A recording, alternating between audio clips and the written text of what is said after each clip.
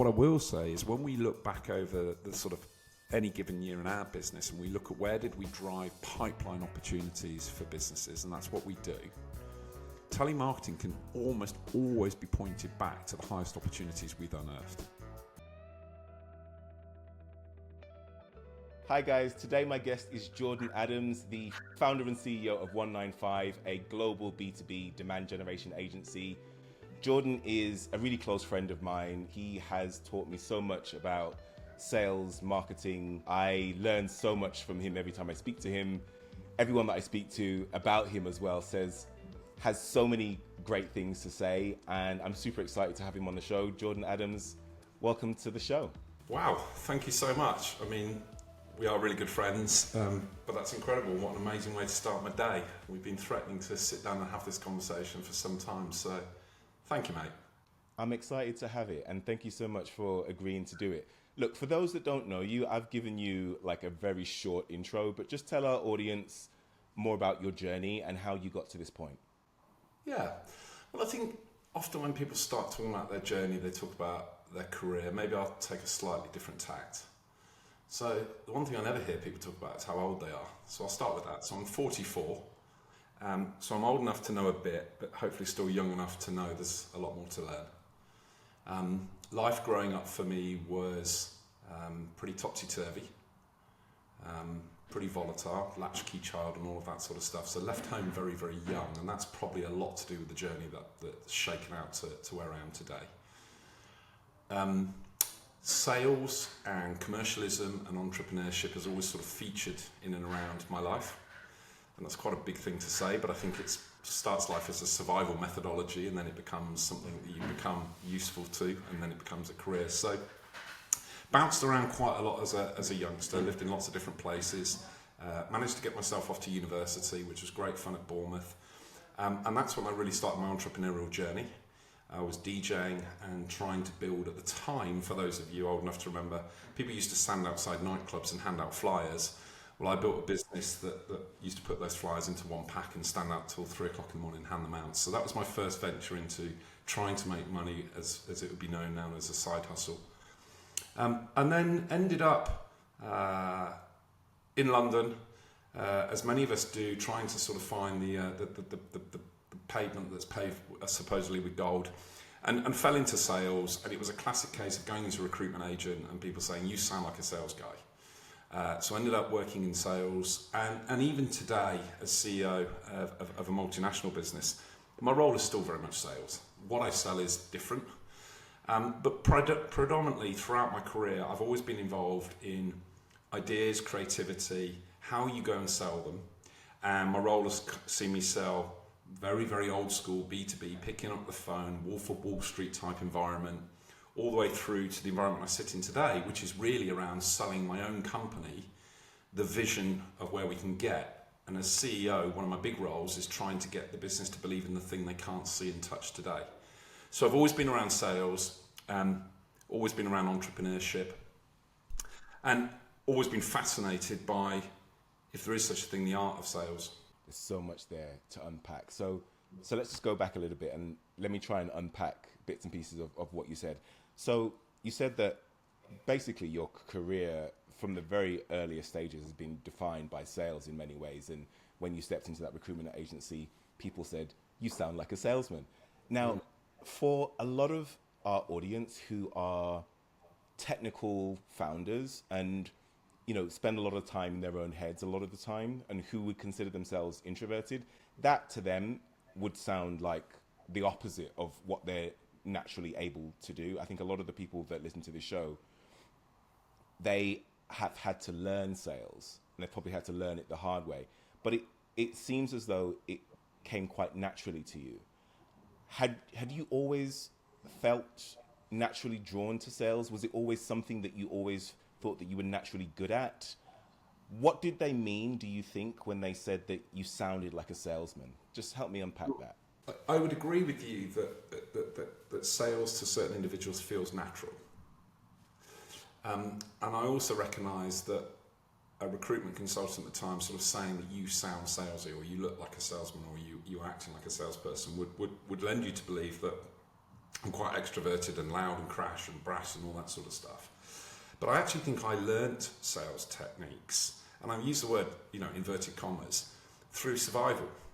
I think, having a childhood where you are back against the wall quite a lot of the time, and you're having to, not literally, but fight your way forward to the next chapter of your life, you become, you get limited chances to explain what you're trying to solve.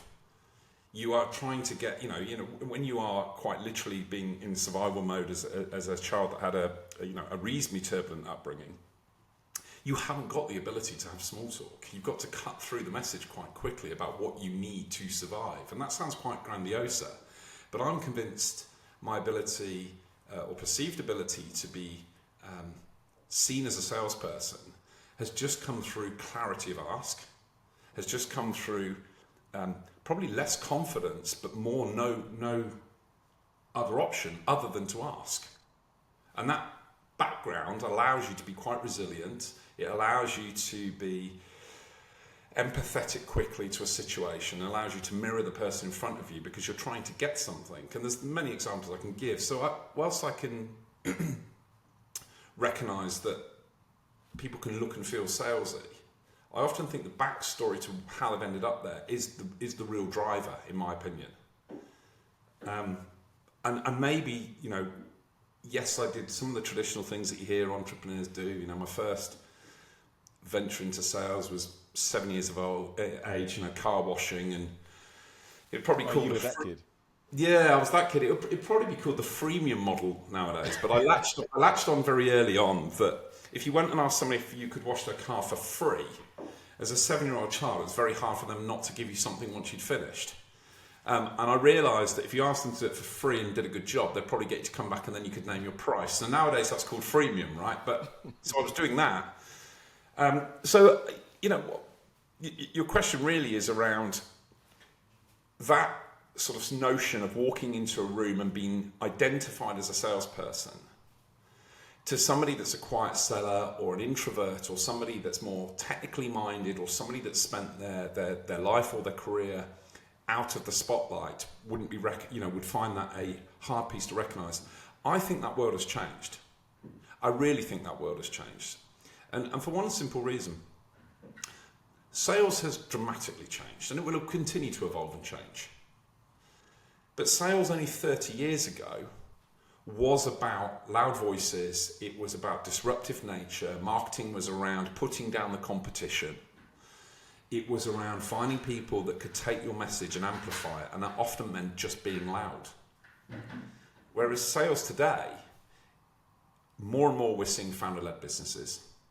The entrepreneur market has never been a lower barrier to entry for somebody to just suddenly create a business.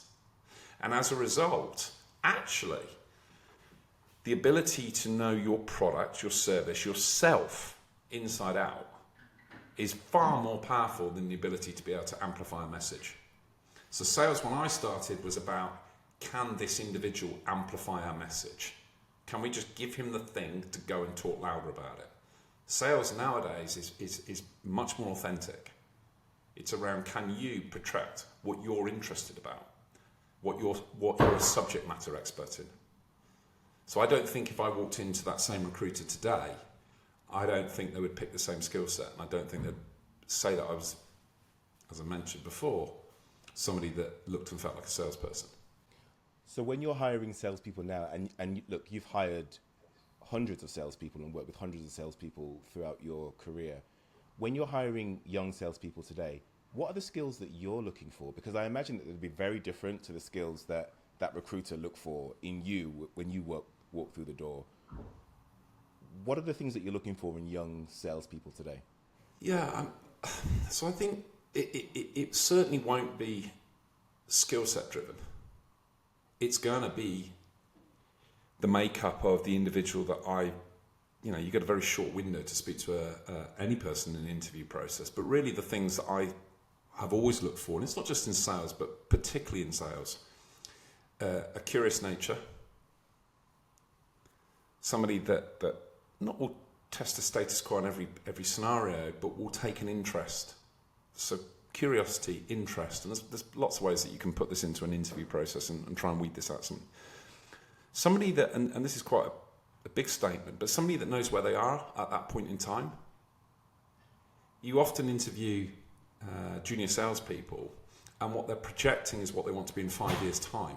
So what they'll talk through is what you believe they want you to believe they are in the next 5 years. So where are you in life at that moment? How confident you are you know where you are in life? And some of the best salespeople we've ended up hiring are just have a not a confidence that's exerted, but they know where they are. You know, this is my first job. You know, I'm going to come in and have to be fresh-eyed and curious and ask questions and probably listen more than I talk. But I know where I am. So that's that sense of it's almost maturity as to where they are in their life.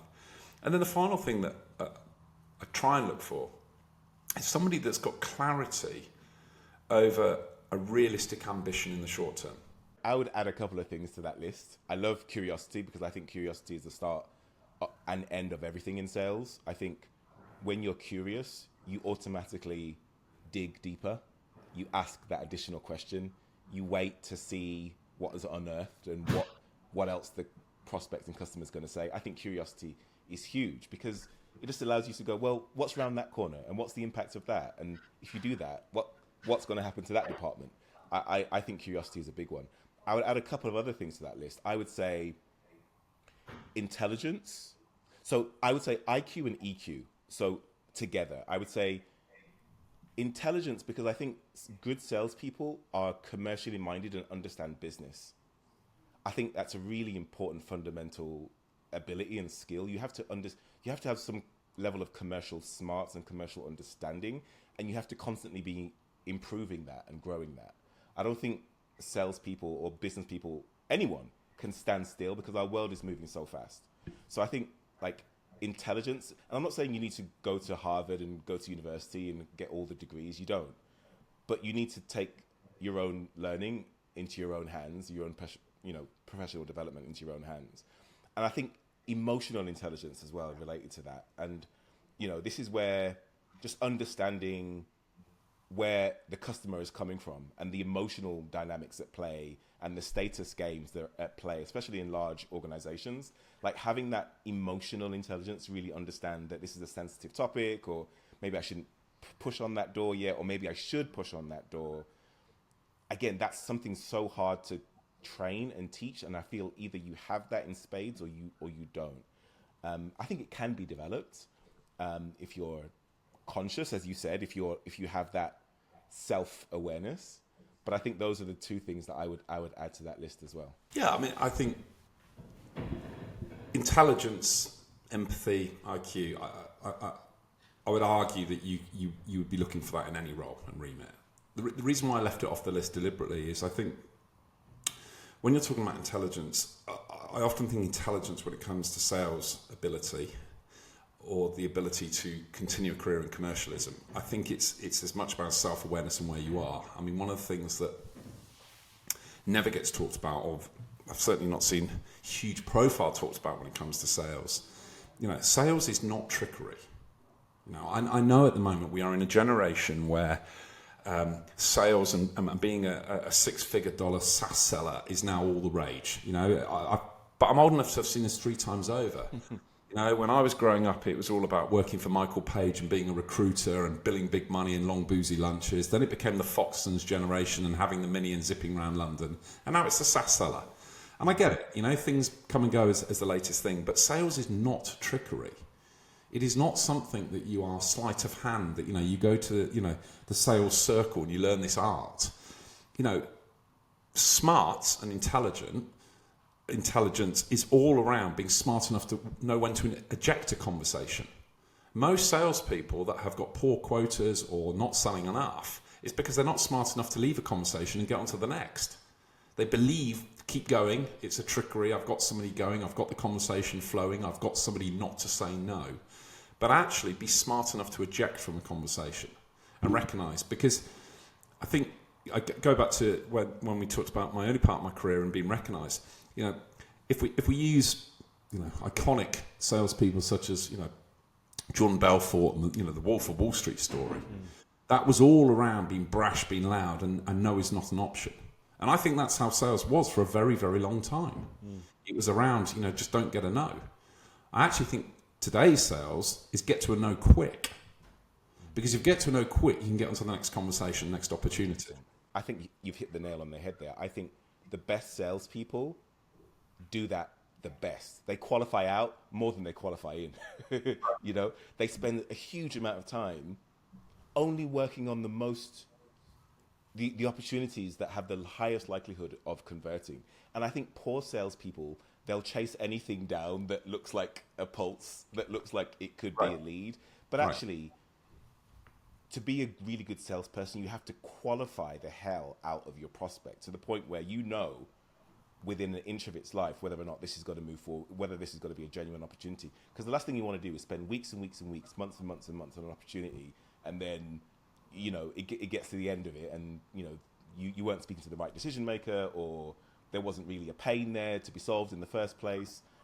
Qualifying out, I think, is a huge one. So getting to know, as you said, is a really key skill and ability. It is, and I think it's another reflection of how sales has changed. And again, without just leaning on my own personal story, if I think about sales teams that I was involved in, or led, or ran, or built 15 years ago, we certainly did not have the access to the kind of dashboards and CRMs that are now on every sales leader's mobile phone to see what's going on in the world. And I can only imagine what my career would have looked like if I was held accountable to things like output pipeline. I would probably have struggled in that environment. I was held to a very, very simple number. Did you hit your sales number? And the airtime between the start of the month and the end of the month was pretty much mine to do as I needed to do to get to the number. Well, nowadays, I think half the reason why sales is starting to lose a bit of art form is because it's almost as important to hit the metrics in your CRM as it is to actually close a deal. Interesting. I don't see any sales leader that would want to target a salesperson by the number of no's. Well, actually, the number of no's shows the efficiency rate. You're getting data back about whether your product fit is right. You're getting data back whether the ICP is right. You're getting data back whether the pitch is right. But what sales leaders want to see is progress, pipeline. They want to see upward numbers.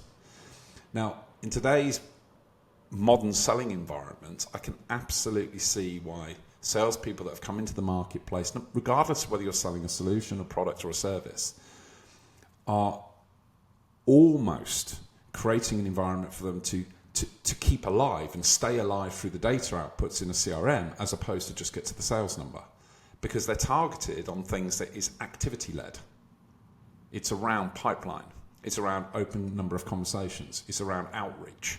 So we've got this weird dichotomy that whereas sales historically was around kind of brash, loud individuals typically that would been going out to ask and amplify a message, what we've now got is the same version.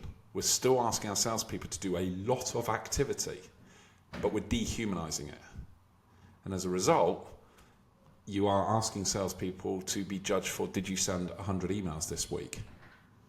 What you're not asking about is how many people said no and how can we learn from it. So the whole environment has changed, but I'm not convinced I would have been, in my words, not others, successful with the current environment that salespeople need to operate in, because I think often the tools are driving the wrong behaviors. That's so interesting. We're incentivizing the wrong thing, whereas, back when you were selling, it was, have you hit your quarterly number at the end of the quarter or at the end of the month? And that was the number that you lived and died by. But now there are all these other metrics that are leading indicators of success. Correct. That we're measuring against. And we're actually incentivizing. And it makes sense as to why we've gone in that direction, because, a sale is never one event, right? There are lots of things that need to happen in order for a sale to go through. So breaking that down and going, well, have we hit the right activity numbers, makes a lot of sense. But actually, on the other hand, what you're then doing is you're allowing the salesperson just to survive and just to almost coast, maybe, as long as they're hitting the right level of activity numbers. Maybe not, and maybe they're not qualifying out as much. Maybe they're not really going as deep as they could or should be on discovery to really understand, is this deal really going to go forward? Whereas what they're really doing is they're just going, okay, I'm just going to do my number. I'm just going to hit my activity numbers to make sure that I can get my paycheck at the end of the month. It's really interesting. We're incentivizing the wrong thing. Well, I think we incentivize it, and I don't want to be critical, because we will have a lot of these metrics in my own business. But I think you've got to be really careful as a sales leader that you might be, coaching your team or managing your business to encourage people to stay in the game as opposed to deliver against what the job expectation is. And that is not the fault of the salesperson. The salesperson is trying to deliver against what the company ethos is, what the metrics are that individual's being held accountable to, whether they're going to pass their probation or get their promotion. But sales ultimately has one very, very simple metric, which is, did you deliver a revenue goal? And when you actually look at the sales dashboarding or the sales environment that today's modern seller is working in, I would question whether you need 36, 37, 40 different KPIs to get to that one outcome. And I think it's become an area, particularly in today's environment, where we've moved away from sellers all being on a sales floor, and it was pretty easy to see who was working and who wasn't, because the channel was probably the phone, to an environment where people are remote, the sales cycles are longer, there's a lot more product in the market. So therefore, activity levels, which feed into marketing, the sophistication behind it has become a real big metric outcome. But I think that is slowly but surely debilitating the ethos of sales, which is to sell into a business or an individual an opportunity that you feel is right for them. And I've not used the word passionate about, we can talk about that in a second, but selling an opportunity you think that is right for them. And in order to do that, what you want to do is actually get to the chase really quick. You want to understand if this is going to be a good fit. And that does have a number of touch points. But what it's not about is trying to keep the conversation going long enough until they just cave in and fold. Totally right. So you mentioned that when you were growing up in sales, the main channel was the phone, right? Same thing for me. When I started my first sales job, funny enough, in recruitment, actually, and I also sold water coolers, and I sold graduate recruitment advertising. It was tough, but I did that all through the phone. I was given a bunch of phone numbers, a phone, and just get on with it. Yeah. And that was my whole day. Today's environment is very different, and I'd love to get into this with you, actually, because I don't think people pick up the phone as much as they did before. Look, people don't like interruptions. You don't like interruptions. I don't like interruptions. I see a number that I don't know on my phone, and I'm like, who is that? I'm not sure who that is. I'm not going to answer it. And the younger generation now haven't grown up with that expectation to make 100 calls every day. They don't even know often that a phone can be used. The last thing that they use a phone for is actually making phone calls. It's mainly social media. Right. So what is the main channel for? First of all, the first question is, does outbound sales, telesales still work? Is that a world that we are still living in? Do decision makers still pick up the phone? Senior decision makers of large B2B brands, do they still do that? Should we still be spending our time training salespeople to do outbound telesales? Yeah, it's the $1 million question, is it? I mean, so to row back slightly to your point around the use of the phone, the B2B environment is not so alien to the real world that the trends don't match. So it is pretty evident that people, myself included, and I'm certainly not young, are not picking up the phone as much. WhatsApp is my main channel to my mates, and if it's not there, it's in face-to-face. And I think that's mirror image of most individuals, the way we operate today. We just don't pick the phone up enough. I think there's a whole bunch of reasons why that's progressed to where we are. So, B2B is not a dystopia world where we act differently in the B2B world. We have natural instincts. So, again, you will not find B2B individuals, senior leaders sat there picking up the phone and calling people all day long. What I will say is, and to break rank slightly, we have a telemarketing business as part of our offer. And do I believe that cold calling and outbound reach in terms of trying to stoke up a conversation is the most cost-efficient way of doing business. Absolutely not. I think that has been a steady but slow decline for many, many years, and I don't think it's going to suddenly reappear like vinyl did. But what I would say about all channels, no channel is dead. All channel has an appropriate place. And the irony about telemarketing as an outbound opportunity is in almost every case, the actual ability to move that conversation to a place where you can categorically believe that you've got an opportunity coming forward of note, of size, is going to involve someone getting on the phone. Yeah. It's going to involve a human-to-human conversation. Now, I'll caveat, there's a number of self-serving products out there, but we're still in an environment, and this is what I get people to think about, we're still in an environment that whilst there was a study put out recently that over the last 20 years, I think it was an Accenture study, but there was a study put together that said in the last 20 years, the price point in which somebody will purchase without speaking to a human has risen dramatically. So 20 years ago, the average B2B price that somebody would acquire without the need to speak to a human was less than £10. So $10. Somebody would buy something digitally for $10 and feel comfortable. Well, we're now up to a situation where the average B2B purchase that somebody will bear in terms of not speaking to a human is just shy of $20,000. Wow. So people will make that commitment. And even in the B2C world, we're seeing that. People will buy cars online now and have it delivered to their house. They won't even driven the car. So why do I say all this? Because I think what's going to have to happen and what's going to have to adapt, and your question was, does it still hold value? It does hold value, but it's got to hold value to the right product or service. Telemarketing is not going to work if your product set is a low barrier to entry. It's a product that can be better served digitally and doesn't require an individual to make that case point. It's an expensive commodity because it involves a person. But what I will say is when we look back over the sort of any given year in our business and we look at where did we drive pipeline opportunities for businesses, and that's what we do, telemarketing can almost always be pointed back to the highest opportunities we've unearthed. So it's a very expensive channel to utilize for businesses, and therefore it can be seen as a higher barrier to entry in terms of a channel to utilize.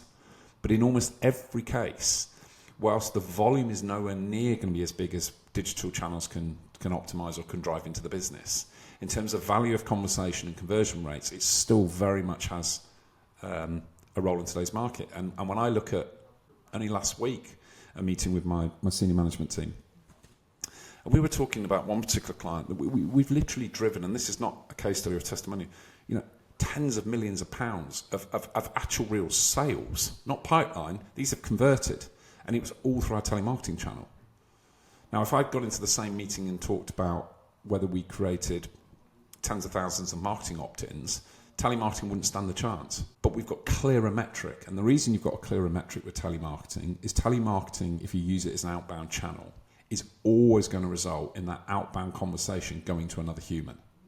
And it's really easy to spot amongst all the noise about the performance and ROI. Digital is very, very difficult to look at an ROI, particularly on a long sales cycle. So it's still a very direct channel, and one that I think in the right circumstance, with the right price point, is an effective methodology. You could even argue that possibly because fewer people are doing outbound telesales now, that actually it's even more effective possibly than it was before, because there's less noise, there are fewer people out there, fewer businesses out there doing it. Those people that do actually do it are actually able to reach more decision makers, actually have positive conversations. There is actually an argument for that as well, and I totally agree with you that all channels still work. There isn't just one thing that works today. Everything works, and I think it's a combination of everything. Going back to that point that you made about the Accenture study, the reason why people today are more willing to spend £20,000 on a product or service without speaking to another human, I think so much of that is due to trust and risk reduction. Yeah. The person that is willing to spend £20,000 on a B2B product or buy a Tesla over the phone or online is because the risk has dramatically reduced. And I think there's a way that founders of B2B businesses can reduce their risk significantly and maybe move away so much from that outbound, if they don't want to do that outbound telesales thing, there is a way that they can get their customers to reduce their risk, increase trust. And I think it's to do with the content that you're starting to produce now, right? Producing founder-led content that is human, that resonates with a small number of the right people. And I would even go so far as to say, Jordan, that I think your outbound telesales team and the combination of the content that you're putting out on LinkedIn, I think those two go hand in hand in many ways, because I think part of the reason why, and this is a very long question, but part of the reason why people are less willing to pick up the phone and progress deals over the phone is because I don't know who this person is. Who is this person that's calling me? I have no idea who you are. Right. You've called me out of the blue. So automatically, trust and risk are, risk is through the roof, and I don't trust you. But by creating founder-led content and by putting your face out there and humanizing your brand, prospects that are out there on the internet are seeing, oh, Jordan, OneNineFive. And then when they get a call from someone at OneNineFive, they're like, oh, okay, I don't know you, but I know Jordan. And I know OneNineFive, or at least I'm aware, I've heard of OneNineFive. So it's not completely cold. So I think those two strategies complement each other and work together really, really well. Yeah, I mean, I wouldn't disagree with that. I mean, just to close out, just before we move on to, I suppose, for want of a better term, the multi-channel world, where you can get it all to work together. Whenever I see, and as somebody that's operating B2B all their life, whenever I see examples of the death of whatever marketing spiel is the latest thing they want to kill off, it's always through the lens of people naturally divert to, I'm a salesperson trying to sell a really big product or a really big brand, and I'm trying to get hold of the CEO. That's how people think. Well, if I was to say to you, imagine your product is a software for SME builders. Tell me how you get hold of a builder. You phone their mobile. The last time I checked, the builders predominantly, and this is no criticism to the building industry, aren't sat there with HubSpot websites ready to take your email inquiry. Yeah. No, you'd get on the phone, you'd give them a call. It's the most appropriate channel to talk to them. So again, it's about where are you using the best tool to get hold of the community that hangs out there. Which, to your point around using LinkedIn and bridging the gap between an outbound email or call and somebody having you've increased the trust and reduced the risk by being visible. It reminds me of, and I'll say it, not you, because I'm old enough to remember, but some of us will recall that you'd go on holiday. This was before the internet, and you would get on a bus and you'd be driven, from the airport round to the next destination, and you'd be looking at a hotel, either praying or hoping that it wasn't your hotel that you're getting off at, because you'd never seen the hotel. Yeah, so you'd be driven around and you'd see a nice hotel, and you'd really hope that was your one, because all you'd seen was a travel agent and two pictures. That's hilarious. Well, today's version of that just wouldn't happen. People will book stuff online because there's reviews, there's photos, there's videos, so people can see the thing they're going to buy. So the whole way we buy now, to your very point around reducing risk. Well, the risk back in the day of booking a holiday was fingers crossed, we're not going to get food poisoning. It has actually got a pool. Well, nowadays, there's almost no risk being taken, because it's impossible to not book a restaurant or walk into a restaurant without, checking on TripAdvisor or Google reviews or whatever the platform is, that what you're actually going to get is the thing you sign up to. Spontaneity is being killed out of it. And that's what I think sales used to be around, spontaneity, because to your point, risk and review. But around content and bridging that gap, I think you're right. I think my personal story about starting to create content on LinkedIn was somebody that genuinely has a passion for sharing their story, not in an arrogant way, but trying to get people to believe that anything is possible.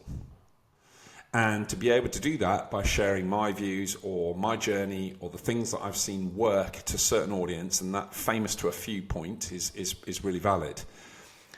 And using a confidence that I've got to put a camera in front of me and do one take, and then allowing others, for want of a better term, to feed off it. And that might be my marketing team, that might be my sales team, that might be other people in my business that can utilize the confidence that I've got to get on camera to help fuel their roles ultimately.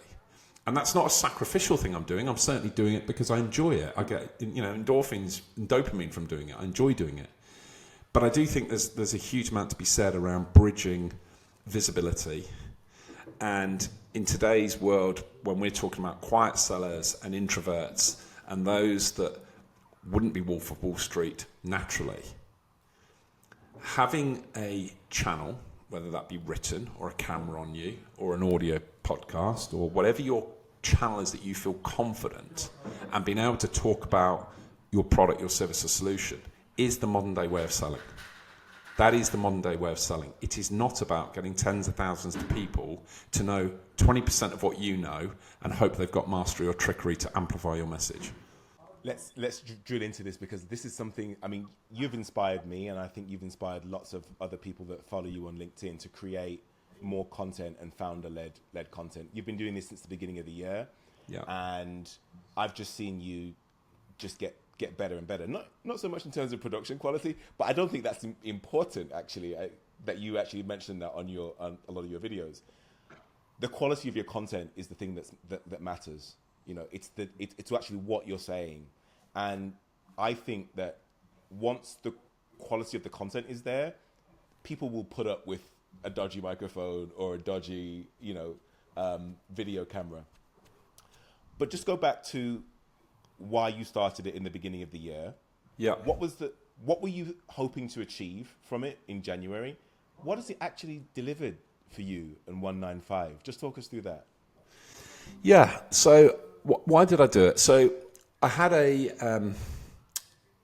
around Christmas time, I always start to think about what I want to do next year. I've always journaled. I've always believed in what the youngsters call manifestation. I've always been a big believer on getting it written down. And because if you don't write these things down, it's very hard to track how far you've come.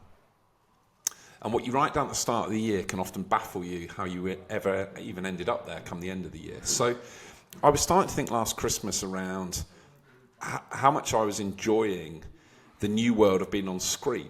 And I will caveat, not because I'm fame hungry, I just enjoyed the interaction. I'm what I believe to be a people person when it comes to certain subject matters, and maybe we can get on to confidence after this. But my real thinking was, apart from a passion to do it, was I work in, my business is a B2B demand marketing agency in a very, very competitive, commoditized marketplace.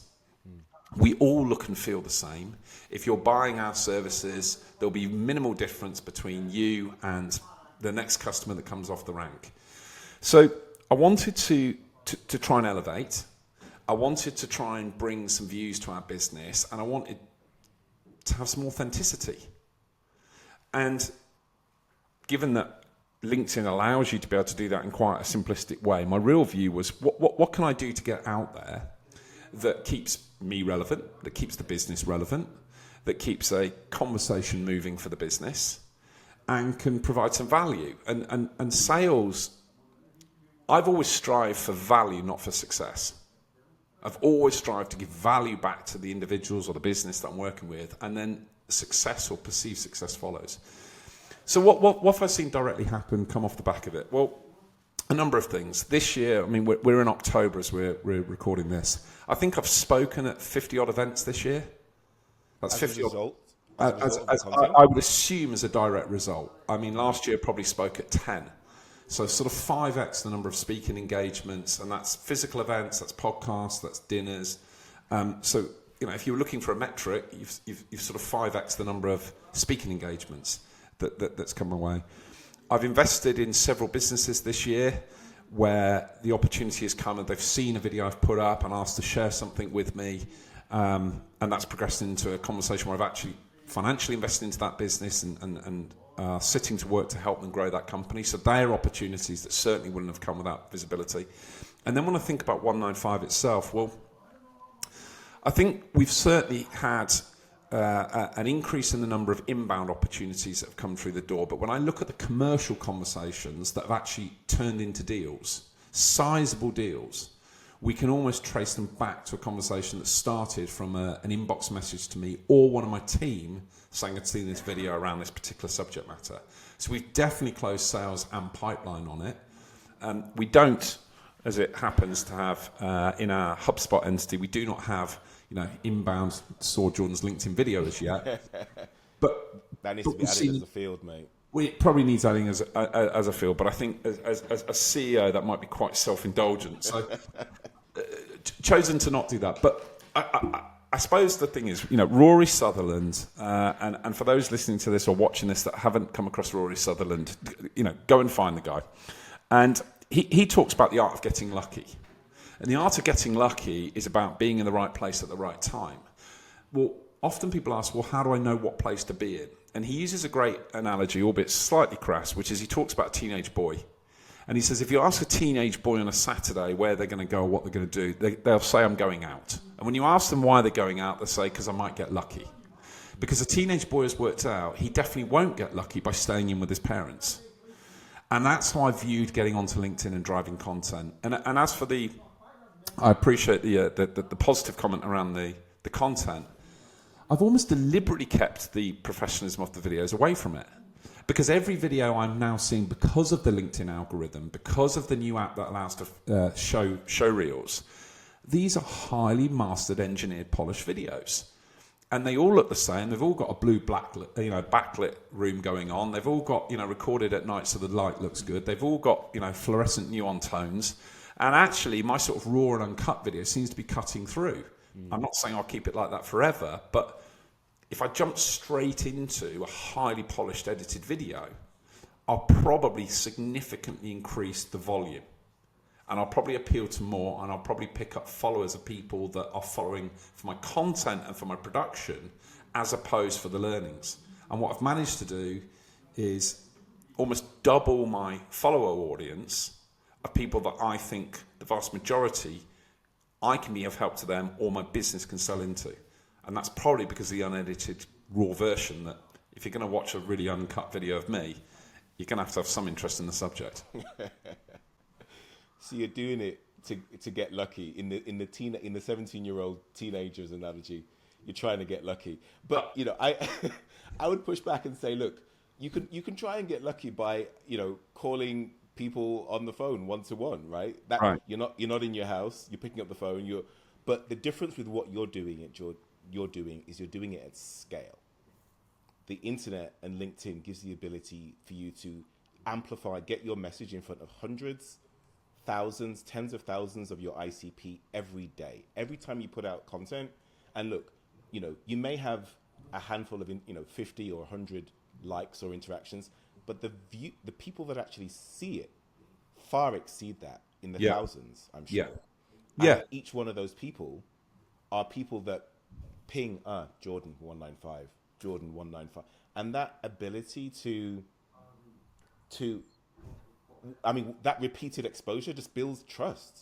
It reduces risk, so that even if you do go outbound at that stage and message people directly, maybe you didn't even know that they'd seen your content, but subconsciously in the back of their minds somewhere they've pinged Jordan from 195, and I think that's so powerful. You're scaling yourself significantly, and I agree. This is the future of our industry, at least for now. This is the way to get out there. I would totally agree. And again, I want to keep caveating. I'm not fame hungry and trying to preach to the masses. But I would absolutely agree. I mean, for context for those listening. So I've been producing 1 or 2 videos, but definitely one every single week since the start of this year. So we're 40 odd videos in, possibly a couple more.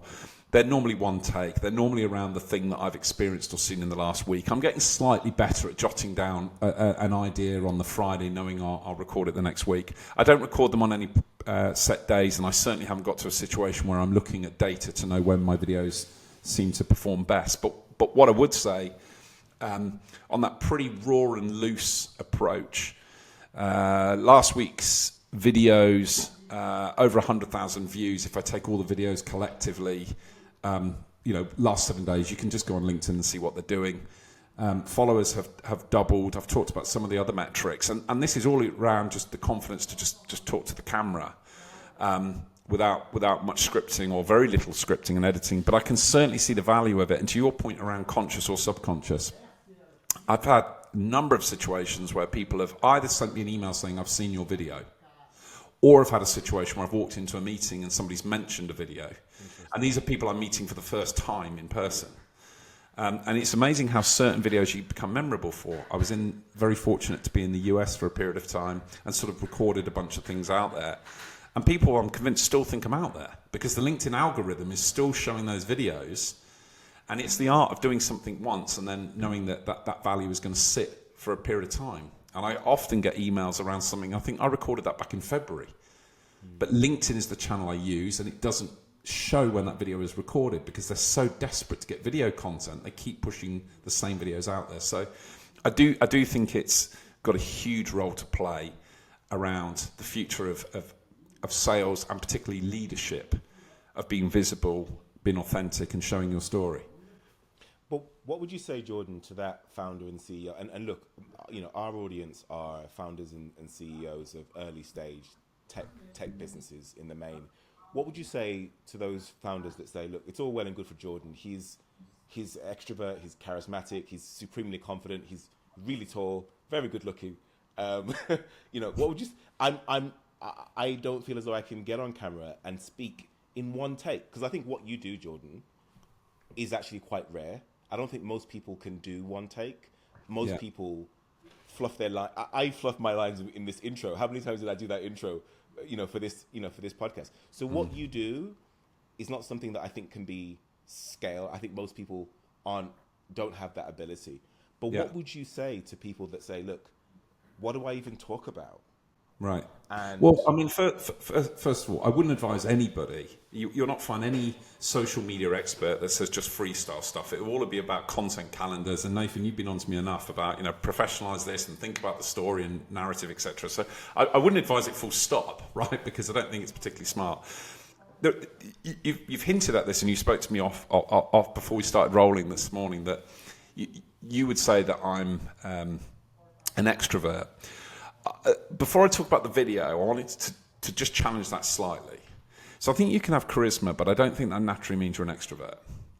So if you put me on a platform in front of a space that I believe is safe, and that could be predominantly in the work environment, that might be speaking to an audience, which is 99% of the public sphere, which is getting on stage, I'm at home there.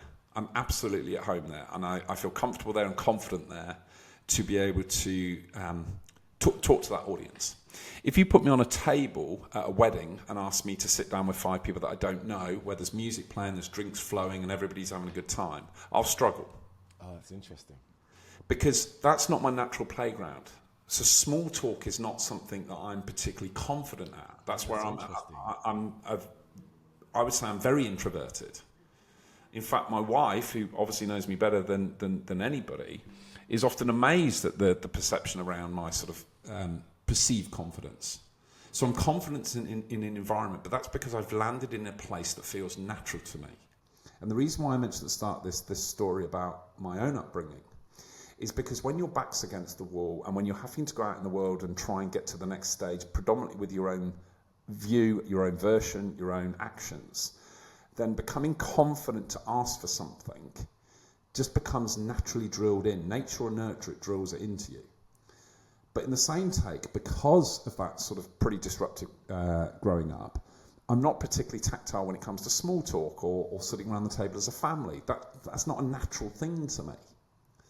So I think when it comes to those that feel, or they know, I mean, that's probably for another podcast, but those that feel or know they're an introvert, I think that they're typically introverted in an environment that they don't feel comfortable in. but they will be an extrovert when they're in an environment that they feel comfortable in.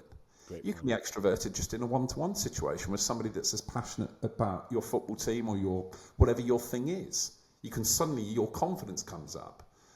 That's very different to saying, I'm a founder CEO, let me put a camera in front of my mouth. So if you, and this audience will be, if you're a founder of a business that you have come from a non-commercial background and you think sales is wizardry and an art and you throw it down the corridor and things just happen with those guys that are really loud and brash, I'd ask you to think again, because the passion that decided that you were going to risk everything to build a business is the greatest leap of commercialism you can ever make. You cannot make a bigger leap of backing yourself, believing in yourself, and believe that you've got something you want to share to the world than coming off payroll, jacking it all in and trying to build it. So you have got it. It's just about finding the lane that's appropriate to you. So if a camera is something that's off-putting, let's be honest, the camera's off-putting for 99% of the population. And find a channel that you're comfortable in. That might be short notes on audio. That might be the written communication. That might be through creative artwork. It might be through videography. It might be through a whole bunch of communication channels. But there will be, and I keep talking this, a lane that you can project your message. So you can be a natural introvert where you are a quiet seller. You wait to be spoken to, you observe the whole room, but when you say something, the whole room listens. And I think that anybody can project their message in today's environment without having to employ somebody to amplify their message, ultimately to begin with. So if the camera is not the place that you feel comfortable, first of all, take solace that most people don't feel comfortable in front of a camera. I mean, I'm the only person doing it in my whole company. I'm the only person that I can see doing it in my whole industry. So, this is not a common thing that's going on. But what I would say is find where you are comfortable and be famous to a few. Because what you'll find that the subject matter you're passionate about, the business you're trying to build, and the people that you want to sell to will ultimately find that channel the most natural to them as well. I couldn't have said it any better myself. I absolutely love that, and I'm super inspired. I think, just going back to your point around video, 99% of people are uncomfortable on video. I agree with that, but it doesn't mean that you can't improve.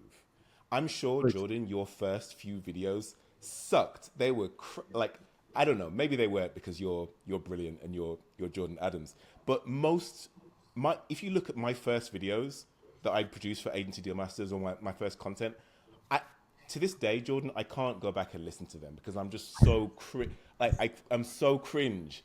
Yeah. But people listen to them and they give me really good feedback, and I'm like, really? Like, you listened to that and you thought it was good? So I think in many ways we're in our own heads, but I do think if you suck at video, or if you think that you suck at video, mate, you're not trying hard enough. You need to. Your first take will be crappy. Your first few takes will be crappy, but get comfortable with that. But you will improve. You will get better. And I think now is the time for video. I think video is so much more powerful than anything else. Short form video, even longer form video, as long as the content is good. It as you said, LinkedIn is hungry for it. The social channels are hungry for video. Video conveys a lot more emotion and trust, and you're able to convey so much more of your personality. Yeah. And that's what people want these days. So I think if you feel like you're not good at video, get in line, because most of us aren't, and we've never, unless we're born movie stars, we won't be. But you will get better at it.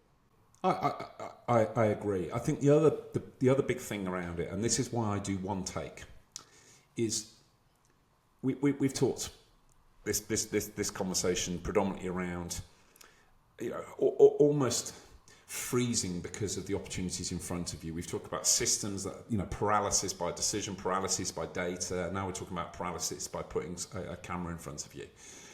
The big tip I'd give is what you find interesting, others will find interesting that you are trying to talk to. Do not think about what's the thing that most people are going to find exciting. Because if I speak to most people and say, can I just get you to create a 5 video series, they'll try and work out what they think people want to hear. What they won't work out is, I'm just going to talk about what I'm genuinely interested in. It's a self-indulgent way to look at it, but I guarantee you, if you want to be famous to a few initially, just record and put out what you believe you're working on, you're challenged by, or you're frustrated by, or you're passionate about. And the people that like that content will be the people you're trying to sell to. The people that just disregard it, they're not going to start commenting and putting, you should have done a second edit on this, or you should have talked about this. So don't overthink the content you're going to put out there. Most people think, well, what would I talk about? That's what, when I talk to my team, well, what, Jordan, you're a CEO, you've got loads to talk about. Well, by being a CEO, I'm probably less exposed to the inner workings of the business every day than most people. Sure. Right? That's not because I sit in a glass office. It's just by the nature of the role and the remit that I have. Sure.